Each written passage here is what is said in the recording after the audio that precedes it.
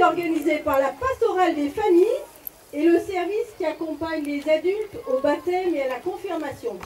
C'est un service qui s'appelle le service du catéchuménat du diocèse de Belfort-Montbéliard et Ricourt. Voilà, nous sommes heureux d'accueillir le père évêque, le père Choquer est tout derrière. S'il se mettait debout, voilà, on applaudit.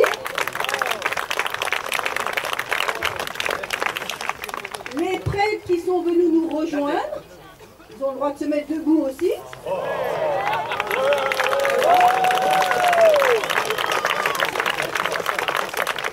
Dans ces prêtres, en particulier le père Bernard Wimmer qui accompagne la pastorale des familles et le père François Claude qui accompagne le catéchuménat.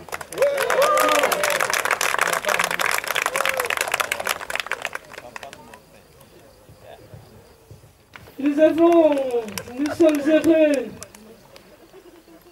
donc de vivre ce temps de célébration. Alors vous venez peut-être seulement de nous rejoindre, mais pourtant il y a eu tout un temps cet après-midi. Il y a eu différents ateliers proposés et il y avait un fil rouge. Alors vous pouvez retrouver ça sur la croix que vous avez en face de vous. L'écoute, la rencontre et la marche.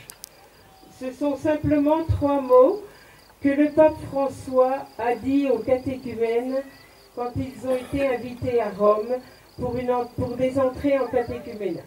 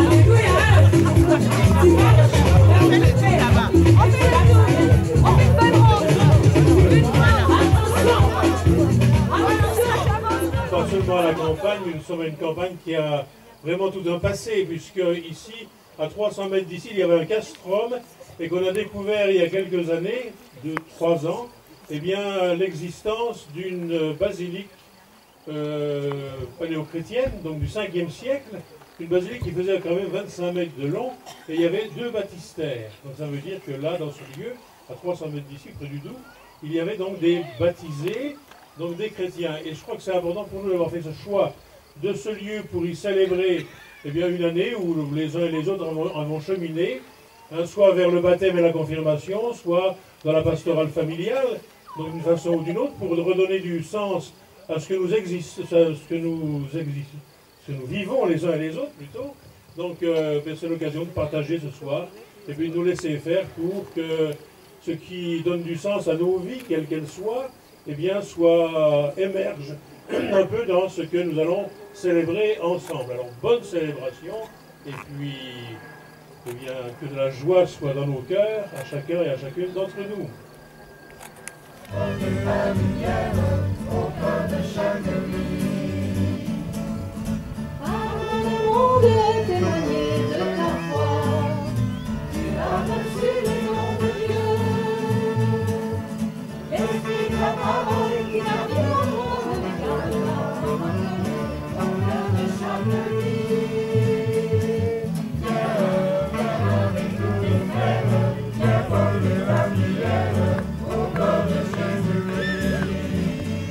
Et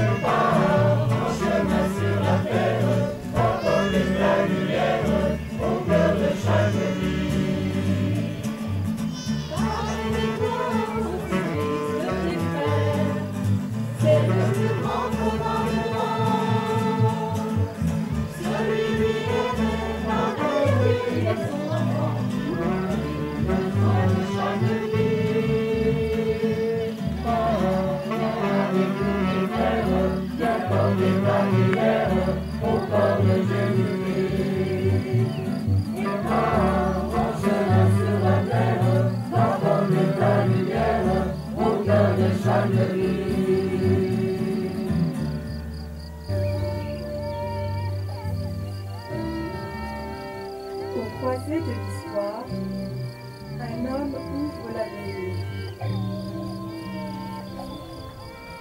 Il marche sur nos chemins. Il guérit ceux qu'il touche. Il libère l'espérance. Il partage nos fêtes. Il partage notre pain. Il s'appelle Jésus. Homme de notre histoire, il connaît la souffrance.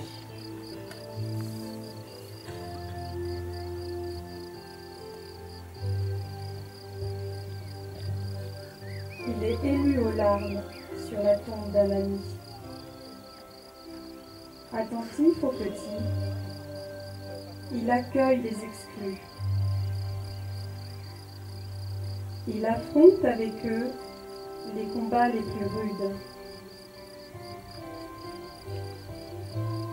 Dans un procès truqué, il affronte le mal et la violence des juges. Il vit la solitude, le rejet, le mépris.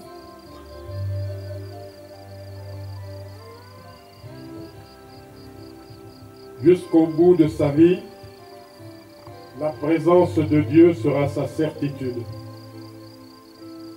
Il libère du remords malgré les trahisons.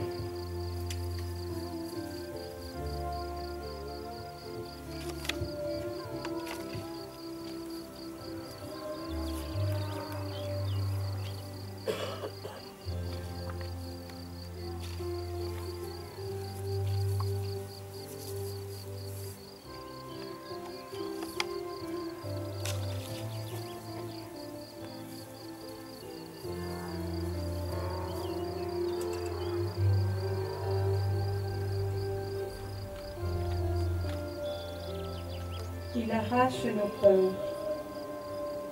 Il connaît nos souffrances. Il a vécu nos peines. Il connaît la souffrance de ceux qui veulent aimer. Il traverse la mort pour nous donner la vie et pour nous pardonner. L'homme met à mort la vie.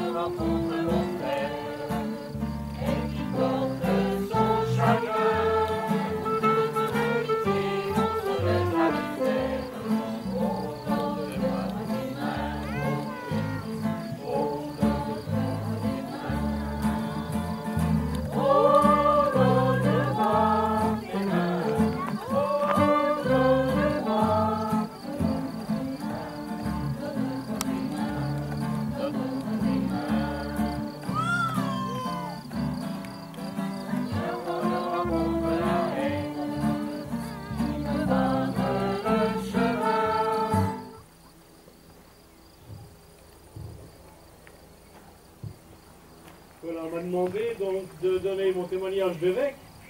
quand je reçois des demandes de confirmation, en particulier, de baptême ou de confirmation. Et donc, hier, je me trouvais à Giromagny, 8 jours après la confirmation qui a lieu à Le Pugy, et je rencontrais une dame qui est journaliste de l'Est républicain. Et elle est venue me voir en me disant, Père évêque, j'aimerais bien que vous me disiez un petit peu ce que sont les catéchumènes, puisque j'étais à la célébration à Le Pugy, et je me suis rendu compte qu'il y avait beaucoup d'émotions. C'est une très très belle célébration, beaucoup d'émotions chez ceux qui ont été confirmés. Alors je lui ai expliqué que de fait, quand des personnes adultes ont fait le chemin par le catéchuménat et arrivent au moment du sacrement de la confirmation, avant d'être confirmés, ces personnes m'envoient une lettre pour me demander la confirmation. Et je disais à cette dame, vous savez, les lettres que je reçois, il y en a des lettres simples, il y en a d'autres qui font 8 ou 9 pages. Donc c'est presque des encycliques. Et c'est l'occasion pour chacun et chacune de raconter sa vie, c'est-à-dire tous les passages qui se sont faits dans sa vie, passages joyeux, douloureux, etc. Et comment la quête de sens pour chacun et chacune s'est manifestée dans leur vie ou dans sa vie. Et c'est ainsi que, avec beaucoup d'émotion, moi-même, je reçois le témoignage de ce que l'Esprit Saint fait dans les cœurs et dans les consciences de ces personnes. Alors je réponds une lettre plus ou moins brève, longue, suivant les cas, et puis voilà. La beauté. Quand on dit de quelqu'un, il est beau, cela signifie que ce quelqu'un attire sur lui des regards admirateurs. Il est beau. Cela implique qu'à côté de lui, on fait piètre figure, qu'on entre en quelque sorte dans l'ombre de cette beauté. Il est beau. L'inévitable conséquence, c'est qu'il fait dégringoler tout ce qui, autour de lui, n'a pas cette même beauté. Mais qu'au lieu d'une personne, il s'agisse du temps, alors on est tout de suite frappé d'un fait, et le voici. Quand c'est le temps qui est beau, eh bien, ce n'est pas lui que l'on regarde, mais c'est toute la beauté qu'il fait naître autour de lui. Le soleil transforme le paysage et fait vibrer les formes et les couleurs. Le ciel bleu rend séduisant même une flaque sur le chemin. Quand c'est le temps qui est beau, ça se voit surtout aux choses qui toutes, et même les plus modestes, deviennent belles. C'est à la manière du temps que le Christ devait être beau. Sa beauté se voyait surtout à ce que tout devenait beau autour de lui.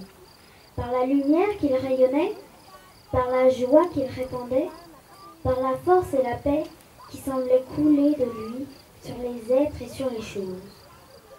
Il y a des gens qui sont beaux comme ça, la beauté qui dit « c'est moi », on l'a ou on n'a pas de naissance, mais la beauté qui dit « c'est vous », elle peut venir à tout âge.